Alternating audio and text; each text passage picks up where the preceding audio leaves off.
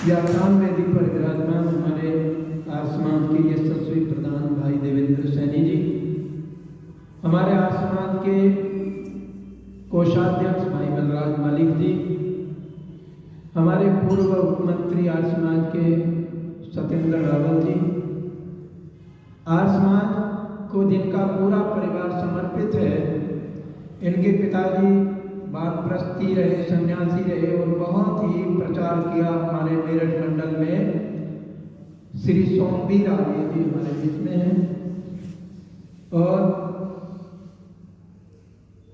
हमारे दादाजी हमारे बीच में पीछे बैठे हैं, नाम से मैं थोड़ा अनभिज्ञ हूँ, अनुराग आर्य जी, गुरुकुल महाविद्यालय के दयानंद महाविद्यालय के ब्रह्मचारी वृंद, मेरे साथ संगति कर रही हमारे सैधरमणि जी।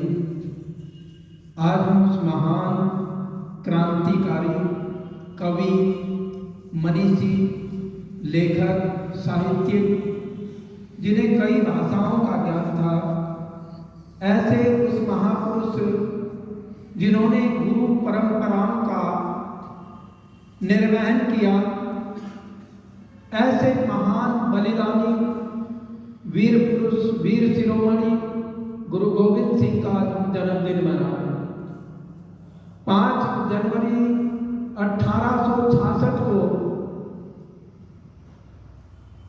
उनका जन्म बिहार के पटना में,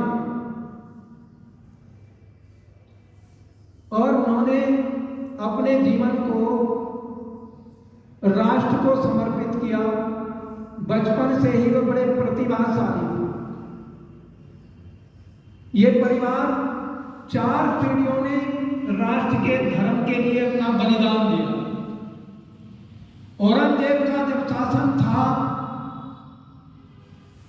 उस समय औरंगजेब बड़ा अत्याचार कर रहा था। हमारे मलिक साहब ने बताया कि 1.25 मन जनेऊ रोज उतरवा करके वो जलवाता था, उनको अग्नि के समर्पित कर देता था। 1.25 मन देखो कितने लोगों के जनेऊ रोज उतरते होंगे, कितने लोगों की गर्दनें कटती होंगी जो जनेऊ उतारने से मना करते होंगे, कितने लोगों ने बलिदान दिया है।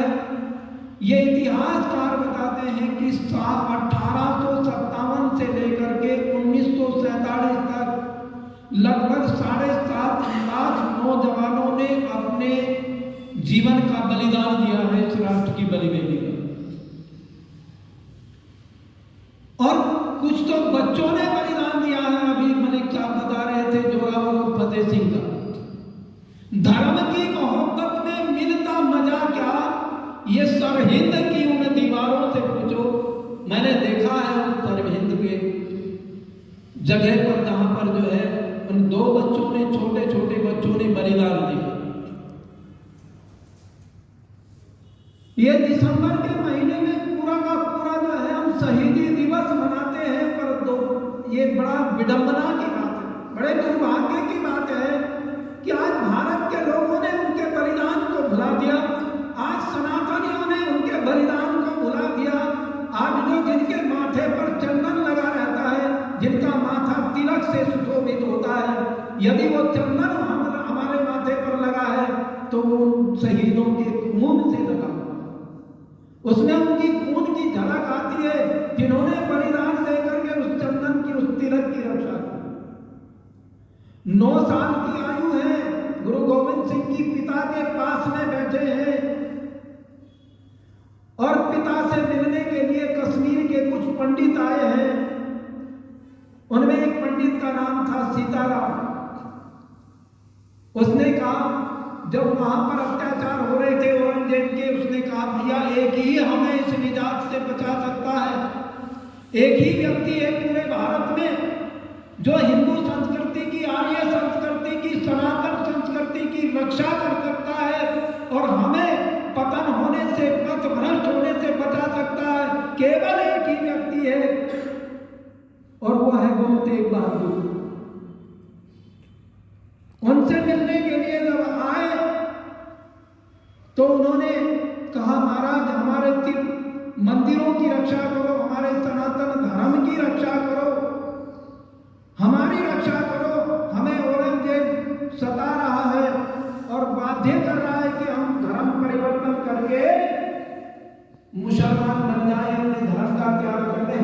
भाग रहे हैं। कहने के कोई बात नहीं, इसका समाधान हो जाएगा, आप जाकर के कह देना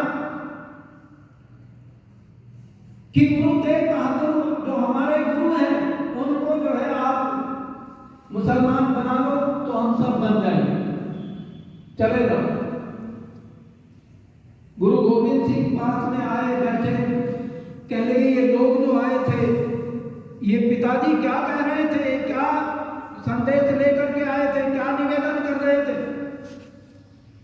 गुरु तेग बहादुर ने कहा भैया बेटा ये जो है सनातन धर्म की रक्षा के लिए आए थे, औरंगजेब अत्याचार कर रहा है और इन सनातनी लोगों को वो जबरदस्ती बरात जो है इस्लाम कबूल कराना चाहता है और कुछ करा भी रहा है, बड़ा अत्याचार हो रहा है उसके राज्य में।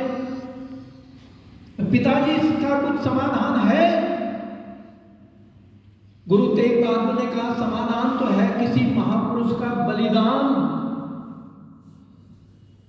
किसी महापुरुष का बलिदान होगा तो इस समस्या का समाधान हो जाएगा। गुरु गोविंद सिंह की 9 वर्ष की आयु है, कहता है पिताजी आपसे बड़ा कौन महान व्यक्ति होगा आज भारत के अंदर, कौन धर्मात्मा है आप जैसा, कौन दिव्य पुरुष है, आप ही क्यों नहीं कर सकते इस कार्य को। और गुरु तेग बहादुर ने छोटे बच्चे की, अपने बेटे की बात को सुनकर के औरंगजेब को चैलेंज किया और वहां पर बलिदान हुआ। स्वामी श्रद्धानंद जी का चांदनी चौक पर वहीं पर बलिदान हुआ गुरु तेग बहादुर का, उनके सर को काटा गया। बलिदान की पराकाष्ठा गुरु परंपरा का निर्माण किया है, पर आज विडंबना हमने जो है उनको केवल सरदारों का गुरु मान लिया। नानक देव जी जितने भी महापुरुष हैं, रविदास को हरिजनों का, वाल्मीकि को जिन्होंने रामायण का रचना की है, महर्षि वाल्मीकि को वाल्मीकि समाज का, और भी बहुत सारे महापुरुष हैं, सबने अपने अपने महापुरुषों को अपना अपना जातिगत मान करके बैठे, जबकि महापुरुष तो सबका होता है। सर्वजन सुखाय सर्वजन हिताय, वो तो सबके हित की बात करता है, सबको सुखी चाहता है महापुरुष तो। और गुरु गोविंद सिंह ने खालसा पंथ की स्थापना की। ये खालसा पंथ कोई नया पंथ नहीं चला, ये कोई नया वो नहीं था संप्रदाय। उन्होंने इस वैदिक संस्कृति की, सनातन संस्कृति की रक्षा के लिए नौजवानों का एक दल का, एक सेना का निर्माण किया, जो इस राष्ट्र की अस्मिता को, इस राष्ट्र के गौरव को, इस राष्ट्र की गरिमा की रक्षा करे। ऐसे नौजवानों का हम कल वेद मंत्र पढ़ रहे थे, उस वेद मंत्र में आया है जो यजुर्वेद का हमारा 7वां अध्याय चल रहा है, उसमें एक मंत्र आया है कि राजा कैसा हो, राजा के सैनिक कैसे हो। और हमारा संचार प्रकाश में भी आज यही प्रकरण था, राजा किस प्रकार का हो, राजा के सभासद कैसे हो और राजा की सेना किस प्रकार की हो। तो वर्णन आ रहा था, और वेद में भी वर्णन आ रहा था कि एक एक व्यक्ति हजारों व्यक्तियों का, दुश्मनों का, आतताइयों का सर कलम करने वाला हो। वो ऐसा हमारा जो है नौजवान हो जो हजारों लोगों से एकला लड़ सकता हो, इतनी सामर्थ्य हो, इतनी क्षमता हो उसके अंदर। पर ये कहां से मिले ऐसे नौजवान? गुरु गोविंद सिंह ने भी प्रतिज्ञा की थी, चिड़ियंते में बाज चुनाऊं, चिड़िया से बाज को लड़ा, चिड़िया बाज का मुकाबला करे। कहां चिड़िया की हो गए थे, कहां बाज। लेकिन वो एक शब्द कह रहे हैं, वो एक वाणी दे रहे हैं संसार को, कह रहे चिड़ियंते में बाज चुनाऊं और 1.25 लाख से एक लड़ा। जो 1.25 लाख आतताइयों से लड़ने की क्षमता जितने हो, ऐसा कमांडो तैयार करूं। और उन्होंने किए ऐसे कमांडो तैयार जो 10-10 हजार सेना के साथ में केवल 1000 व्यक्ति ही लड़े और कई हजारों को काट काट के तलवारों से अपनी शहीदी दी, अपनी कुर्बानी देकर के इस देश की अस्मिता को बचाया। ऐसा उन्होंने निर्माण किया। तो महापुरुष जो होते हैं वो सबके होते हैं, वे सबको मनाना चाहिए, उनके जीवन का याद करना चाहिए, बनना चाहिए, ऐसा बनाना चाहिए। हमें भी ऐसे याद रखो, जब जब भी शस्त्र कमजोर पड़ा है तब तब शास्त्र जो है दिशाहीन हो, शास्त्र का पतन हुआ है, शास्त्र को मिटाया गया है। शस्त्र ही शास्त्र की रक्षा करता है। और जब हमारा शास्त्र कमजोर हुआ तो नालंदा विश्वविद्यालय, तक्षशिला विश्वविद्यालय, जिनमें 10-10, 20-20 हजार छात्र पढ़ते थे, ऐसे विद्यालयों को जिनके अंदर जो है बहुत बड़ी प्रयोगशालाएं थी, जिनके अंदर बहुत बड़ी लाइब्रेरी थी, बड़ा साहित्य आदि सृष्टि से लेकर के वर्तमान समय तक का जो शोध किया है वैज्ञानिकों ने, जो हमारे ऋषियों ने रिसर्च किया है, जो हमारे वैज्ञानिकों ने, वीरों ने अनुसंधान किया है, जिन बातों को लेकर के, वो वहां पर बहुत बड़े बड़े ग्रंथ थे। आयुर्वेद के चरक, महर्षि सुश्रुत, अनेकों बार बढ़ गए थे लोगों के वहां पर जो आयुर्वेद के बड़े मोटे मोटे ग्रंथ थे। उन ग्रंथों को क्या 2.5 वर्षों तक उसमें आग चलती रही, उसको सारे को नष्ट किया आताताइयों ने। क्यों किया? क्योंकि हमारा शस्त्र कमजोर हो गया था। आज हमारा शस्त्र तो मजबूत है पर शास्त्र कमजोर हो गया है। यदि शास्त्र और शस्त्र दोनों कमजोर हो जाएंगे तो देश और संस्कृति का पतन होगा। इसीलिए शास्त्र और शस्त्र दोनों जो है, हमारे गुरुकुल परंपरा जो है, गुरु परंपरा जो है, वो परंपरा निरंतर चलनी चाहिए, वो बढ़नी चाहिए, उसकी रक्षा होनी चाहिए। और रक्षा होगी शस्त्र से। और वह शस्त्र और शास्त्र को जानने वाले विद्यार्थी, बलवान योद्धा, वो कहां से निकलेंगे? वो निकलेंगे गुरुकुलों से, क्योंकि गुरुकुलों में ही शस्त्र और शास्त्र की विद्या सिखाई जाती है। गुरुकुलों में अपने देश और संस्कृति की रक्षा का दायित्व ब्रह्मचारियों के कंधों पर आचार्य डालते हैं। ब्रह्मचर्येण तपसा राजा राष्ट्रम विरक्षति, यह यजुर्वेद का मंत्र कह रहा है। तो ब्रह्मचारी ही देश की रक्षा का भार अपने कंधों पर लेकर के राष्ट्र और संस्कृति की रक्षा करता है। पर आज हमारी विडंबना यही तो है। आज आताताई लोग, जो धर्म भ्रष्ट लोग हैं, उन्होंने आज हमारे से सीख करके हमारे गुरुकुलों का विध्वंस किया। 7.5 लाख गुरुकुल थे अंग्रेजों के आने से पहले भारत के अंदर। आज देखो गुरुकुलों की संख्या गिनती पर, उंगलियों पर। और कॉन्वेंट स्कूल कितने हैं? हर घर में स्कूल मिलेगा आपको। हमारे सिंघम साहब हैं मुजफ्फरनगर में, मैं उनके यहाँ यज्ञ करने के लिए चला गया और उनकी जो पोती थी वो गाड़ी वापस आई, फोन किया उसने, गाड़ी भेज करके वापस बुलाया।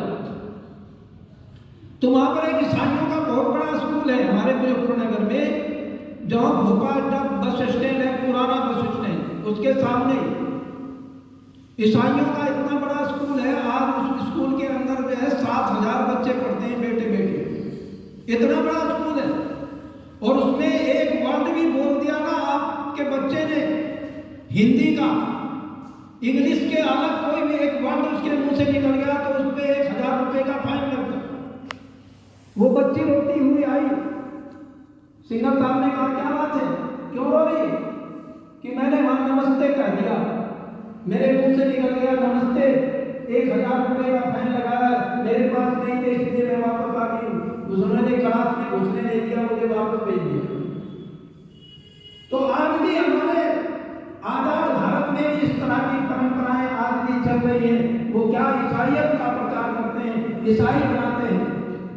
ईसाइयों को ही मैं ध्यान में रहा हूँ, बहुत बड़ा स्कूल है ईसाइयों का, बहुत बड़ा मेडिकल है ईसाइयों का, जहाँ वो ईसाई बच्चों को ही रखते हैं।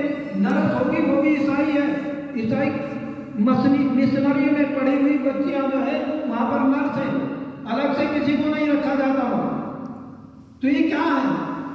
यही तो पतन का कारण बन रहा है कि हमारा शास्त्र भी कमजोर हुआ, हमारा शस्त्र भी कमजोर हुआ और हमारी संस्कृति का ह्रास हुआ और होता आ रहा है, होता रहेगा जब तक हम अपनी गुरुकुल परंपरा को, आर्ष विद्या को नहीं अपनाएंगे। आज हमारे बच्चे जो है बड़े बड़े इंग्लिश मीडियम स्कूलों में पढ़ करके विदेशों में सेट होते हैं, पर आज वो अपने माता पिता को भूल जाते हैं। आज भी देखा, एक आ रहा था कल एक संस्था है हमारे नानो उसमें पढ़ता है करनाल का देखा व्हाट्सएप पे बुढ़िया को, माता को, जो उनका पति जो आर्मी में बहुत बड़े पद पर था और उस माता को वृद्धावस्था में पुत्र वधू ने, पुत्र का एक्सीडेंट होकर के पुत्र संसार से चला गया और उस बच्चों ने, पोते पोतियों ने, बहू ने उसको जो है ऊपर बालकोनी में जगह दे रखी, ममटी के ऊपर जिंदगी बड़ी पुरानी सी रिजाई है और वहां संस्था के लोग और पुलिस गई जब जाके उस बुढ़िया को डर रही उसको कल उठा करके वो अनाथ आश्रम उसमें ले गए। बता क्या संस्कार हो गए, क्यों हो रहा है इस प्रकार का? हमारी संस्कृति का पतन इसीलिए तो हो रहा है कि आज हमारे बच्चे संस्कृति को नहीं जानते, संस्कृत को नहीं जानते। हमारे सारे ग्रंथ जो है संस्कृत में और संस्कृत हमारा बच्चा नहीं जानता है तो हमारे ग्रंथों का उसे क्या पता लगेगा? क्या वेद में है, क्या उपनिषदों में है, क्या रामायण में है, क्या महाभारत में है? कोई बता सकेगा क्या? उसे क्या पता लगेगा? जो भी बता देंगे।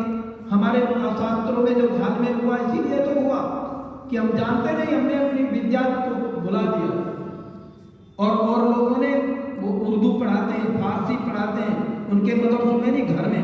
हमारे यहाँ 7-8 घर है और वहाँ पर एक महिला थी, वो रोज पढ़ाती थी बच्चों को।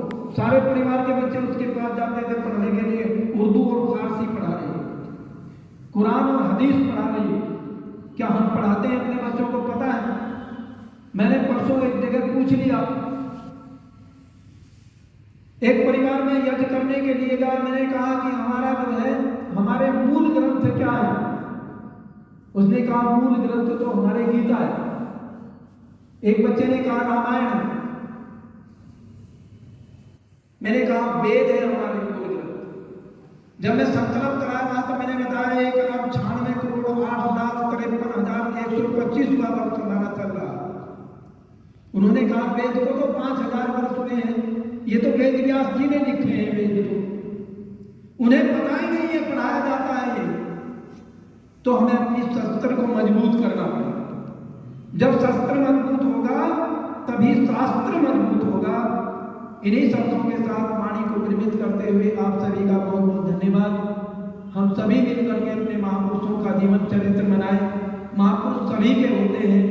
आज हम उन महान शिरोमणि गुरु परंपरा के पोषक और वैदिक संस्कृति के संवाहक रक्षक गुरु गोविंद सिंह की जयंती मना रहे हैं, तो हमें बड़े हर्ष उल्लास के साथ मनाना चाहिए और अपने उनसे हमें कुछ सीखना चाहिए।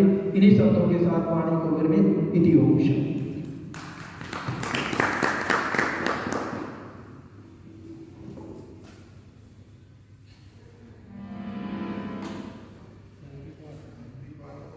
अभी कर